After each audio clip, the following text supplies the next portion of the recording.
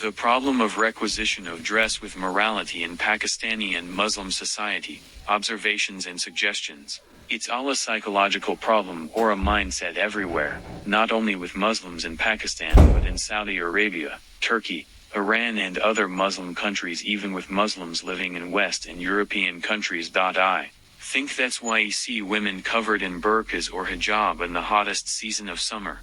Dresses do not represent or show the behavior or morality of the person, but they think so. Another possibility is they regard it bad only due to blind following of what is told to them about Islam by millionaire Molvis.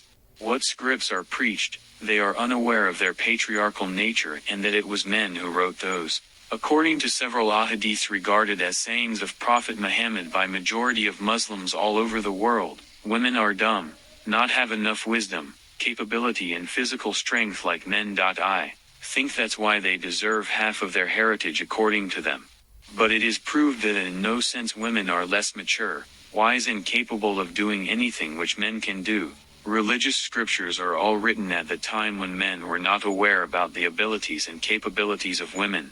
So they regard them silly, foolish, a thing to use, slaves for sex and birth machine. Therefore, they devised rules, regulations and restrictions for them. It is regarded as taboo to talk about dressing for women in Muslim societies. Once music, press, photo, radio, television were forbidden and still are in many parts of these societies. I remember my father told me that when he informed his mother about radio that someone is singing somewhere else and we can listen to it on this device. She said, "Why do you talk like infidels?" The dress, music and likewise religious orders holding rigid interpretation are reformed by scholars like Ghamidi who see burqa as a culture, not a religious order. Likewise, he found sayings by the Prophet in favor of music and not against it. He was criticized too much. To majority, it is not the essence of the religion as its core purpose or teachings, and therefore he had to flee Pakistan. To break these taboos in Muslims of Pakistan, if some moderate Muslims take gradual steps to change dress codes for women, it will be matter of just a few weeks and then it will be the norm like in Europe. It will not tempt men anymore as given as a reason for rapes in Pakistan by Imran Khan, former Prime Minister. And that is actually a senseless reasoning. That's why I agree with Tariq Fata's understanding of Imran Khan as person with zero intellect.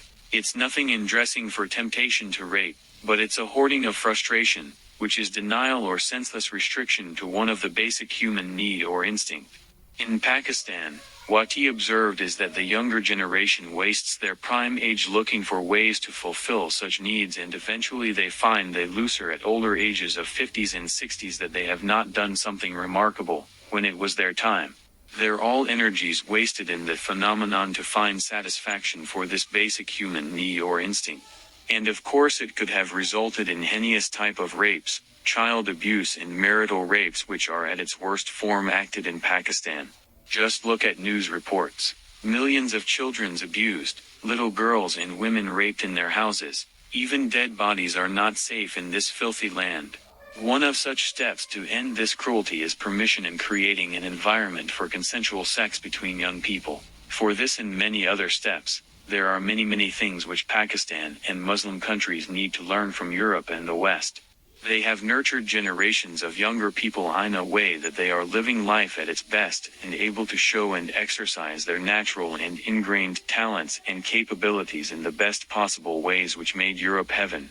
They have high moral values which are now at the stage of compromise behind the influx of Muslims immigrants in Europe who are breeding as much as they can. But that is a separate topic to write about. Muslims and especially Pakistanis need to realize why they want to migrate and settle in Europe and the West.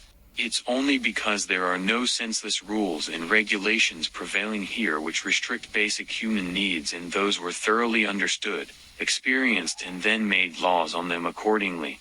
Traditional rules and regulations prevailing in Pakistan are absolutely not compatible with today's social, economic, security environment. Muslims living in Europe clearly know and observe that Europeans and English people are best humans, honest people that respect law, that do not tell lies, that do not hate others, that do not deceive others only because they are not obliged to be narcissistic, thinking that only we are the best humans on earth. Life here in Europe is prosperous, beautiful, full of beauty, joy and progress because the constitution is not made on expired senseless, traditional rules and regulations but made properly on modern human thinking, and it keeps changing as human thinking progresses.